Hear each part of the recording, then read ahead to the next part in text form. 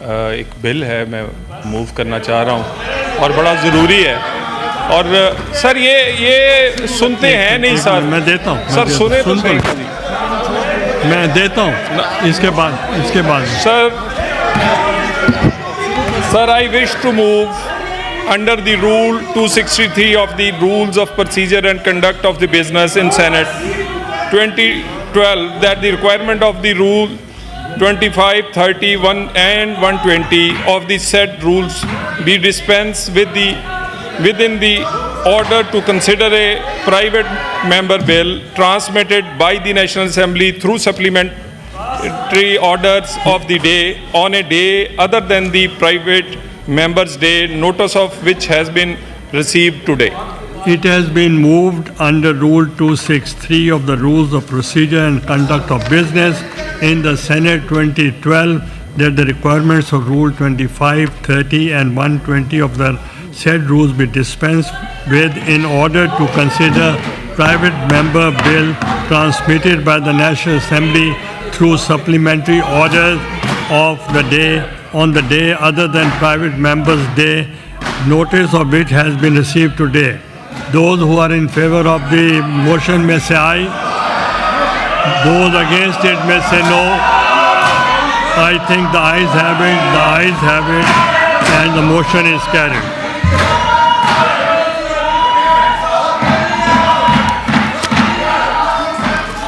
Yes, please. Minister. Bill आप Yes, please. I wish to move that the bill further to amend the Election Act 2017 as part. Leader of the opposition, you can speak. One minute. 1 minute, leader of the opposition. क्या है? वो election है। Let me hear leader of the opposition. Please order in the house. Leader of the opposition. Bill अभी आया। अच्छा sir. ये आ गया। अच्छा सर, मैं एक सेकंड बस ये ना कहना सर एक बिस्मिल्लाहिर्रहमानिर्रहीम इन्ना त्वैना कल कौसर फसल ले रब्बे कवनहर इन्ना शानिया का हुवल अब्तर. Sir, before I start my comments, I would like to quote the latest magazine of Economist, which in the backdrop of elections in Venezuela, ये उनके opening comments हैं. There comes a moment in a country's descent into dictatorship when a heavily armed regime tries to force millions of people to accept that black is white, bad is good, and losers are the winners. Iski sir manifestation, actual manifestation. Finance Minister Saab, have patience. You are new to the house. अच्छा sir. Sir मैं ये कहता हूँ sir, देखें आप मुझे बोलने दें. आप देखें. ओके. अच्छा sir, please don't disturb leader of the opposition. किसी भी मुल्क में जहाँ पे के डेमोक्रेसी होती है, वो डेमोक्रेसी क्या होती है? डेमोक्रेसी उस मुल्क के अवाम एक वोट की पर्ची के ज़रिए अपना हक़ राय दही इस्तेमाल करते हैं और वही अवाम की मंशा होती है कि जिसको उन्होंने इलेक्ट किया वो इलेक्ट हो जाता है. लेकिन यहाँ पे हमारे यहाँ ये जो जिम्मेदारी है जो आईन ने दी है वो है इलेक्शन कमीशन ऑफ पाकिस्तान, जिसने के जो कि अभी सिलेक्शन कमीशन ऑफ पाकिस्तान के नाम से जाना जाता है. उनके जिम्मेदारी है ये कॉन्स्टिट्यूशनल कि वो free and fair elections conduct करें. उस इलेक्शंस में जो कि 2000, आपकी एक्सपर्टीज और है, मैं आपको बाद में बताऊंगा. अच्छा सर, ये इलेक्शन कमीशन ऑफ पाकिस्तान जो कि उसकी आईनी जिम्मेदारी है कि वो 90 डेज के अंदर इलेक्शन कराए जबकि असेंबलियां वक्त से पहले तोड़ दी जाएं। वो कॉन्स्टिट्यूशन को बाईपास किया गया और 90 डेज में इलेक्शन कमीशन ऑफ पाकिस्तान नहीं करा सका। कभी उन्होंने बहाना किसी चीज़ का बनाया, कभी किसी चीज़ का बनाया, कभी पैसे नहीं है, कभी सिक्योरिटी नहीं है, कभी हमने कच्चे के डाकुओं को वो करना है इसलिए वो मसरूफ़ उधर हैं, तो इसलिए हम इलेक्शन नहीं करा सकते। लेकिन आईन को तोड़ा गया। उसके बाद जो इशू था आरओज़ का और जुडिशरी का, जिसमें कि आरओज़ को जो हमारी डिमांड थी, जो जनरल एक वो था कि जुडिशरी के लोग इलेक्शंस करवाएं, उसकी जगह उन्होंने आरओज़ अपने सिविल सर्वेंट्स को लगा दिया। उसके बाद क्या हुआ कि जो इलेक्शन पाकिस्तान तहरीक इंसाफ ने जो अपना इंट्रा पार्टी इलेक्शन किया, उसको सुप्रीम कोर्ट ने इलेक्शन कमीशन ऑफ पाकिस्तान ने रिजेक्ट कर दिया। उसके बाद उन्होंने क्या किया कि वो इलेक्शन की जगह उन्होंने हमारा सिंबल छीन लिया। सिंबल छीन लिया। उसके बाद क्या किया कि सुप्रीम कोर्ट गए। सुप्रीम कोर्ट में अभी फैसला आया नहीं था। एक दिन पहले इलेक्शन अपने डॉक्यूमेंटेशन जमा करने के लिए कैंडिडेट्स, उनको 13 जनवरी को एक शाम के वक्त, रात के वक्त, सुप्रीम कोर्ट के फैसले से पहले सर्कुलर जारी की गया कि कोई भी किसी और पार्टी के नाम पे इनके कागजात ना लिए जाएं। जो कहते हैं ना कि रिजर्व सीट्स में ये हो गया वो हो गया, बुनियादी तौर पे मैं आपको बड़ा क्विक रन डाउन दे रहा हूं, and I very quickly, I am not going to speak more than 10 minutes. Thank you.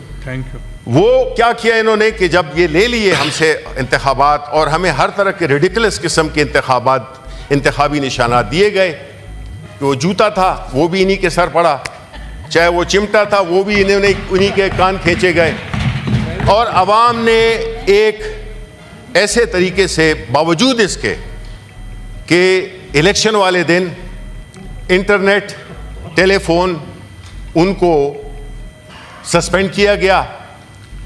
मेरा अगर फैमिली ट्री है जिसमें कि मैं वोटर हूं एक्स जगह पे, तो मेरी वाइफ का किसी और जगह पे फेंक दिया वोट, और हर तरह की जेरीमॉन्डरिंग की गई।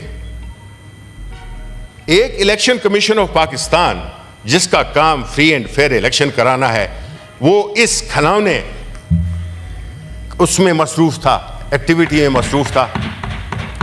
लेकिन सलाम है पाकिस्तान के अवाम को जिन्होंने बावजूद तमाम तकालीफ के अपना हक राय दही इस्तेमाल किया और पाकिस्तान तहरीक इंसाफ के बैक कैंडिडेट्स को इलेक्ट किया। उसके बाद जब इलेक्शंस के रिजल्ट अनाउंसमेंट जब मीडिया में अनाउंस हो रहे थे और उसमें पीटीआई से हमायत याफ्ता कैंडिडेट्स बड़ी लीड से जीत रहे थे, सडनली सस्पेंड कर दिया गया। और वो जो इन्होंने कहा था कि हम 8 घंटे के अंदर इलेक्शंस के रिजल्ट देंगे, 5 दिन लगे रिजल्ट्स आने में। उसके बाद जो हुआ वो सारी कौम को पता है, उसका जिक्र नहीं करते कि हम किस तरह से कैंडिडेट्स के कागजात छीने गए, कितना ऑब्स्ट्रक्ट किया गया। उसके बाद जब देखा कि ये तो पाकिस्तान तहरीक इंसाफ 2/3 मेजॉरिटी ले गई है, तो आया फॉर्म 45-47, नताइज 47 के तब्दील किए गए। ये भी आपने कर दिया। उसके बाद क्या रेमेडी रह जाती है किसी भी कैंडिडेट के पास? आप खुद इलेक्शन लड़ चुके हैं, माशाल्लाह जीते भी हैं, कितने इलेक्शन आपने। अगर कोई डिस्प्यूट होता है उसके लिए एक मैकेनिज्म अवेलेबल है कॉन्स्टिट्यूशन में, और वो मैकेनिज्म है कि आप इलेक्शन ट्रिब्यूनल जाते हैं। इलेक्शन ट्रिब्यूनल जाते हैं और वहाँ पे अपनी दरख्वास्तें जमा कराते हैं। जब वो हुआ तो फिर ये एक जो जिसको मैं लेजिस्लेटिव सीसॉ कहता हूँ वो शुरू हुआ, और जिसमें के 2017 का जो इलेक्शन एक्ट था जिसका कि मैं भी मेंबर था, उसमें यह तय हुआ था कि election tribunal comprised of a panel of retired and serving जजेस both. come 5th August 2023, government PDM government एक इंस्टीट्यूट कर एक चेंज लाती है उसमें, इसी लॉ में election tribunal comprised of serving जजेस of the high court only, और साथ में जो commission shall appoint a sitting जज as election tribunal in consultation with the chief justice of the high court concern, ये था। फिर कम 2024, जबकि ये देखा कि ये इलेक्शन ट्रिब्यूनल जो कि एक लाहौर हाई कोर्ट ने बना भी दिए थे, इनको पसंद नहीं है कि ये तो इंसाफ करने वाले जजेस हैं, तो अब इसका रास्ता कैसे रोका जाए। अगेन ये पार्लियामेंट यूज होती है, यही अपर हाउस यही लोअर हाउस इस्तेमाल होता है टू फैसिलिटेट।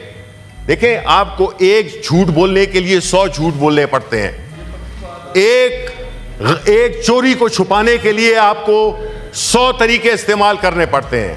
फिर आपने 2024 में फिर आप लाए उसमें change, election tribunal comprised of a panel of retired and service judges both,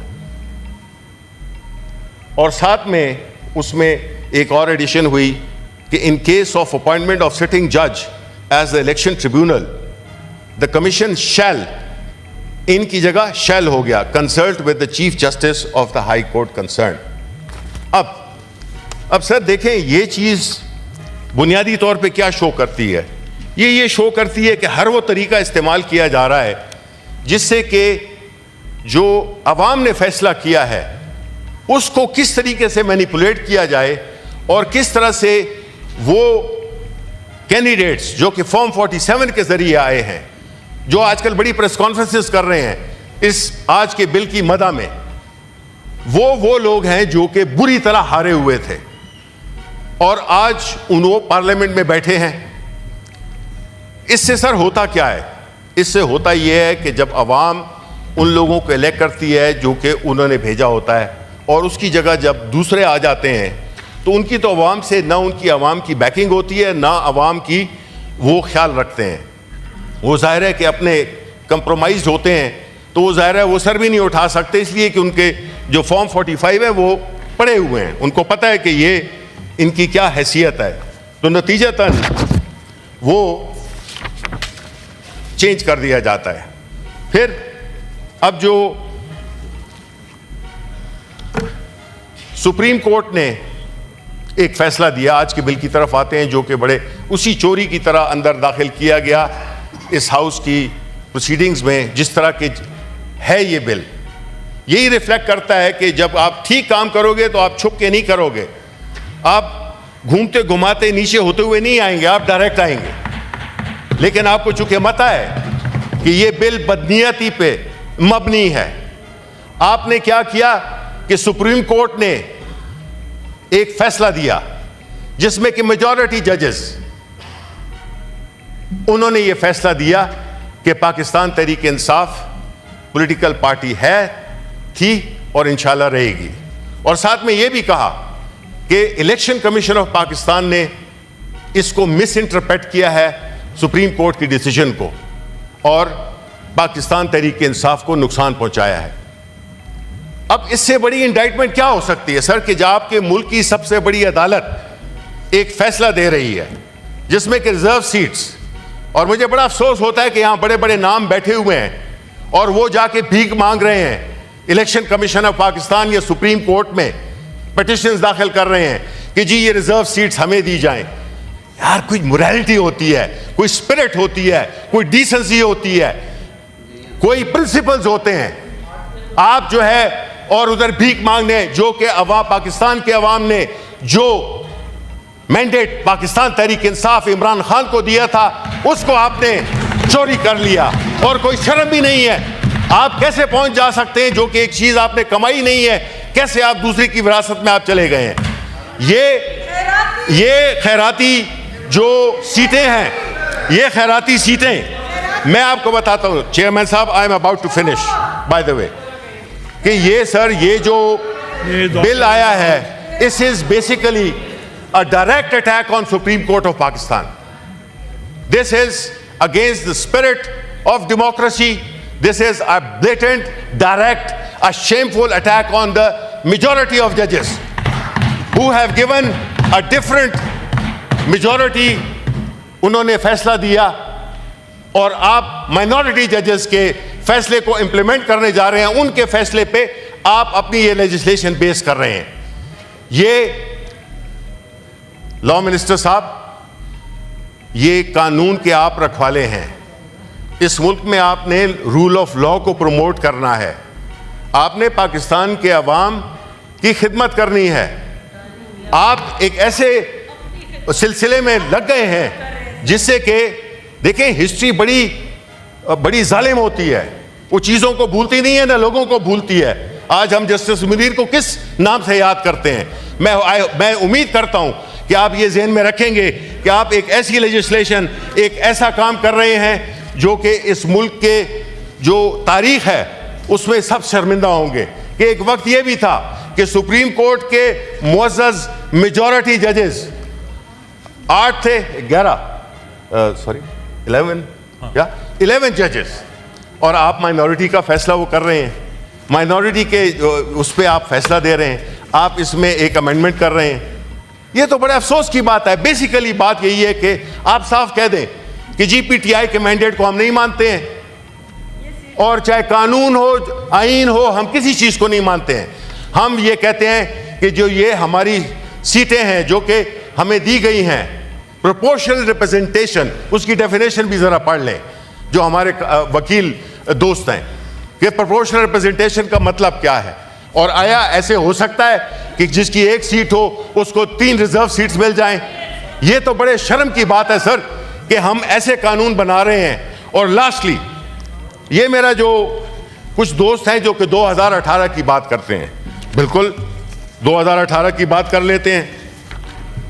sir, मैं आपको 2018 के इलेक्शन रिजल्ट्स का, जिसमें कि आरटीएस बिठा दिया गया था, पाकिस्तान तहरीक इंसाफ को उसकी वोट्स, उसकी सीटों से महरूम किया गया कि इनको सिंपल मेजॉरिटी ना मिले। पाकिस्तान एक सेकंड, आराम से, let the figures speak, let the figures speak. 2018 में total number of petitions filed were 299. 299 petitions were filed in the election tribunals, of which PTI, the highest petitions filed in National Assembly were 23, and in Provincial Assembly there were 53, a total of 76.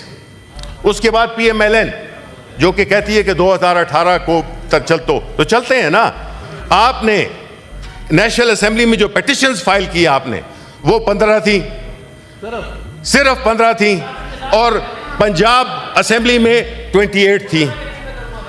PPP जो कि एक regional party है, उसने 9 national assembly में और 20 provincial assembly की petitions डाली। बाकी 151 in all the constituencies independent candidates ने किया। अब 2024 पे आते हैं। This is almost the end. Total number of petitions filed, ये इलेक्शन कमीशन इसकी सोर्स है। पाकिस्तान तहरीक इंसाफ ने जो नेशनल असेंबली में फाइल की वो 31 थी, और जो प्रोविंशियल हैं वो 48 थी पंजाब में। जमात उलमा इस्लाम 4 नेशनल में, 19 सूबाई में। पीपीपी एक कॉन्स्टिट्यूएंसी नेशनल असेंबली की, 15 कॉन्स्टिट्यूएंसीज वो जो है उसमें की, प्रोविंशियल में की। ये सारी जो पिटिशंस हैं ये शो करता है।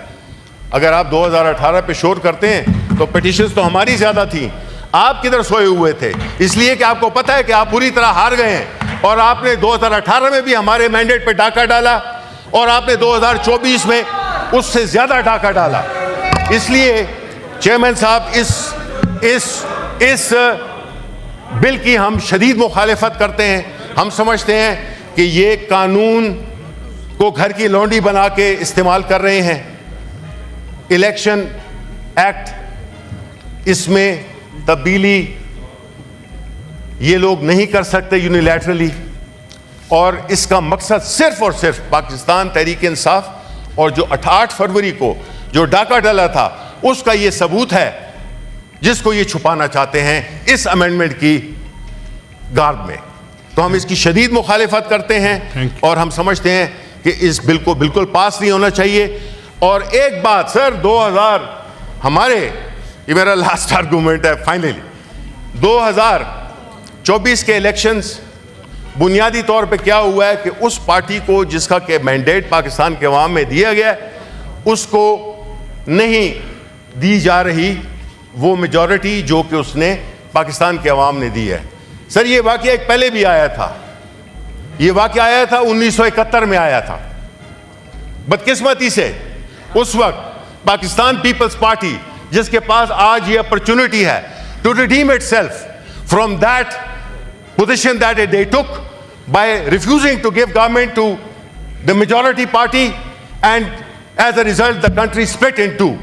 आज आपके पास टाइम है टू रिडीम योरसेल्फ, और आज आप उसी जगह पे खड़े हुए हैं जहां पे कि आप 1971 में खड़े हुए थे। आप दोबारा वही मिस्टेक कर रहे हैं, आप दोबारा उस साजिश का हिस्सा बन रहे हैं जिसमें जो कि आपने 1971 में की थी। Thank you very much. Minister.